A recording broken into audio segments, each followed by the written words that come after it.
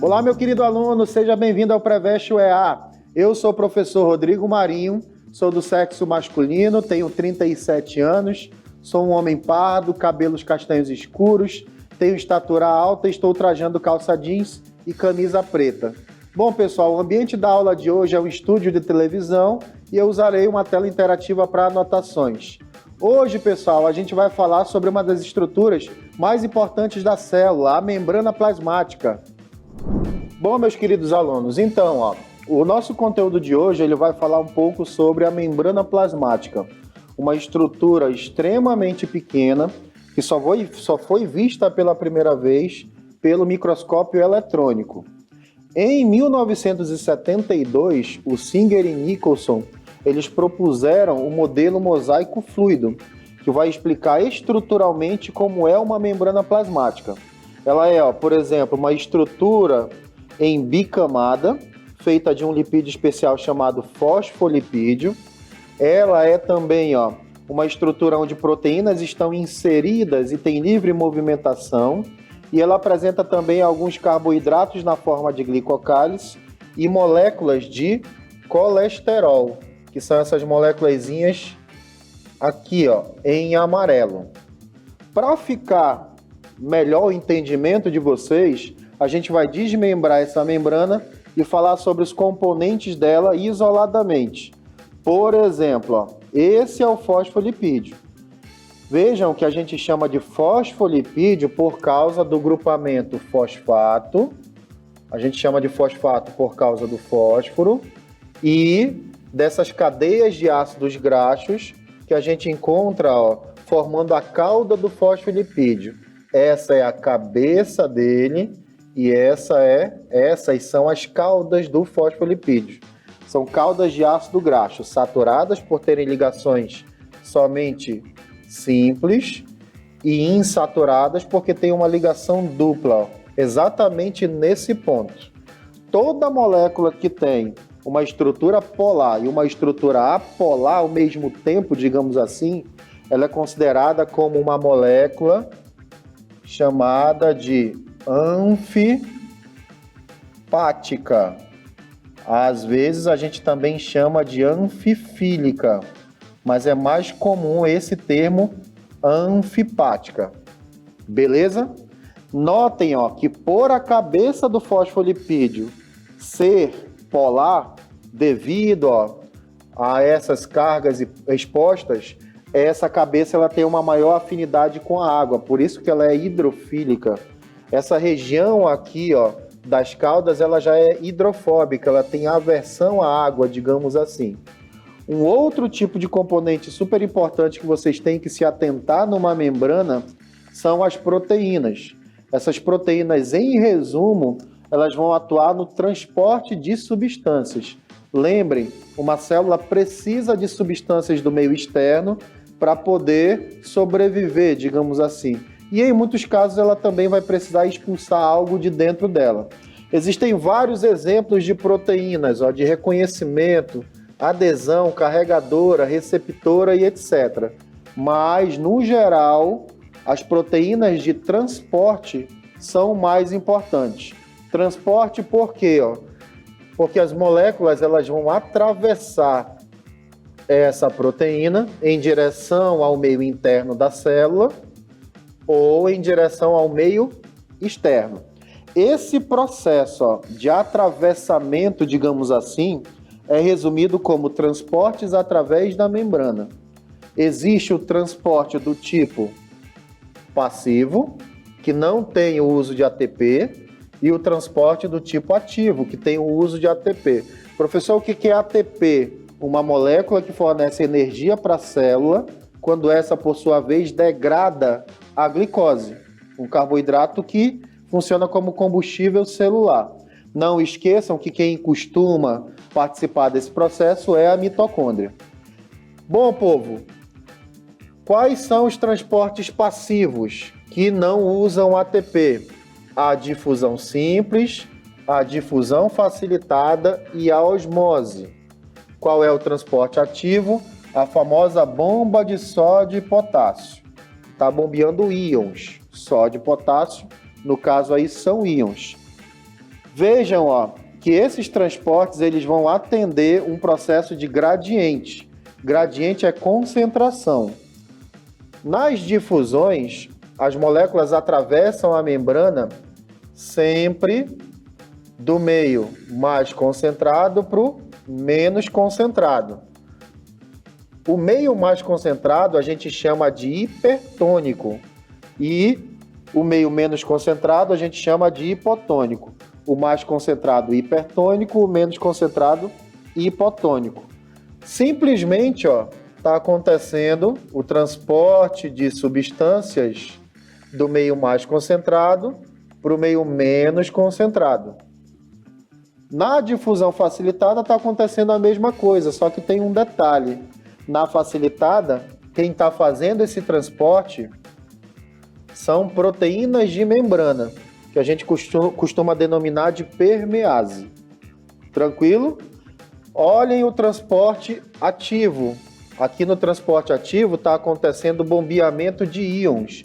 Isso vai gerar eletricidade, por exemplo, nos neurônios, numa proporção, ó, de 3 sódios para 2 potássios, está acontecendo o bombeamento desses íons contra o gradiente. Ou seja, está indo do hipotônico para o hipertônico. E, pessoal, o transporte passivo que mais costuma vir em prova é a famosa osmose.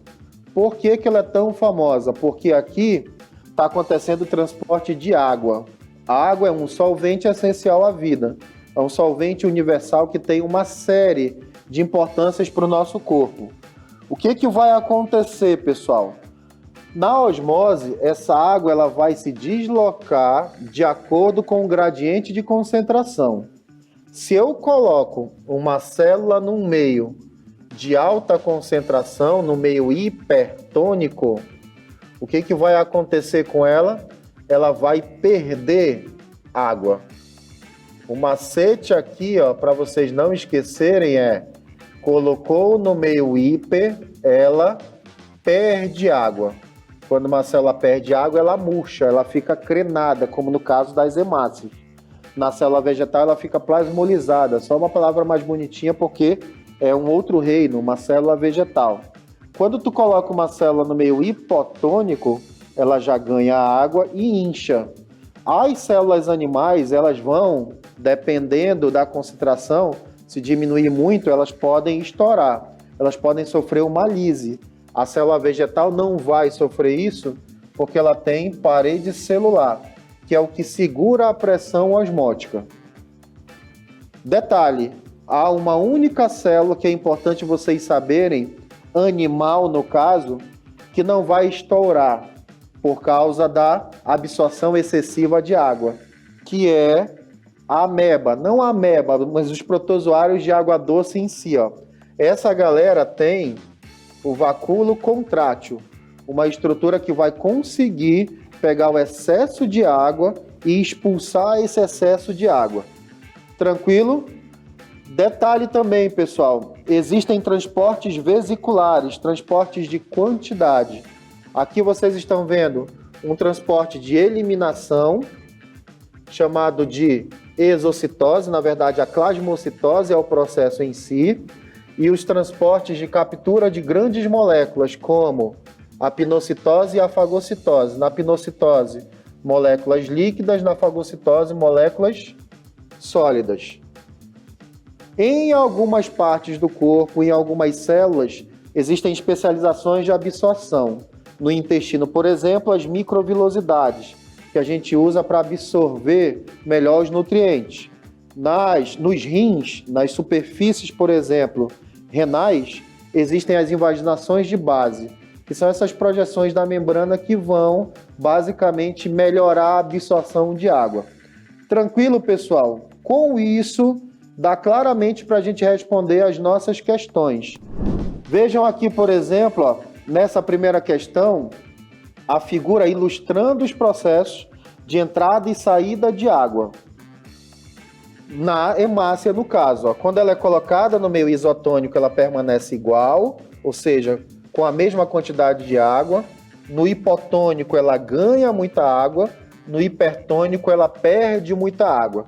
Se você for analisar alternativa por alternativa, no meio isotônico, ela não ganha água por transporte ativo, é osmose.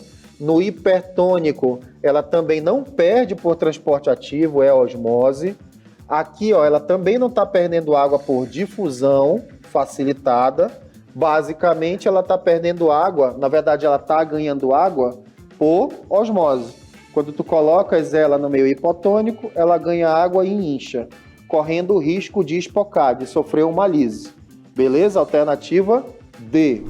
Nessa próxima questão, a gente está mostrando, eu estou mostrando para vocês um processo de osmose que você tem que identificar qual é o meio onde a célula está inserida de acordo com o tamanho dela, com o tamanho do vacúolo, que é essa bolsa aí em azul que vocês estão vendo, ó. No meio 1, claramente o vacúolo ele não está tão inchado nem também tão seco. É o meio isotônico. No meio 2, percebam, ó, que o vacúolo está inchado, ele está túrgido, quer dizer que essa célula ganhou água.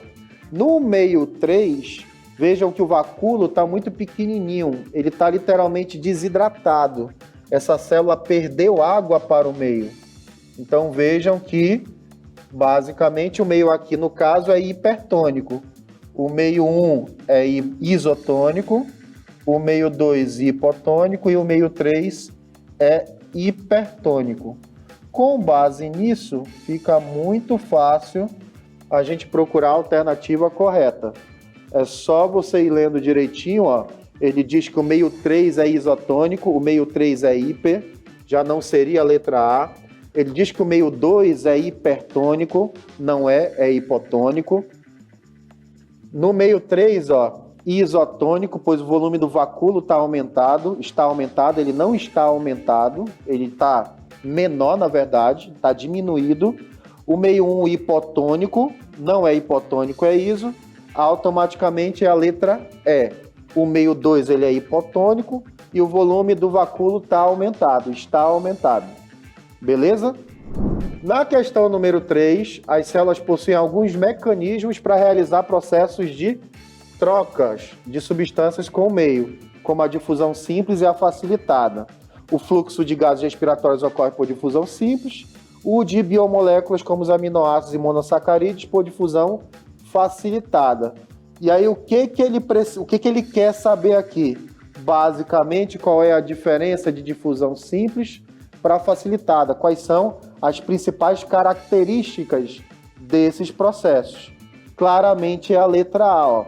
Eles se diferenciam porque na difusão facilitada ocorre, ó, o transporte das substâncias com o uso das proteínas de membrana, que são aquelas proteínas que a gente definiu como permease. Bom, pessoal, eu espero ter sido claro com vocês sobre esse conteúdo de membrana plasmática. Espero que vocês tenham gostado. Na aula de hoje, a gente viu todo o funcionamento da membrana plasmática, que é um dos assuntos importantíssimos para o vestibular. Não esqueçam de seguir o Preveste UEA em todas as redes sociais. Um grande abraço e até mais. Valeu!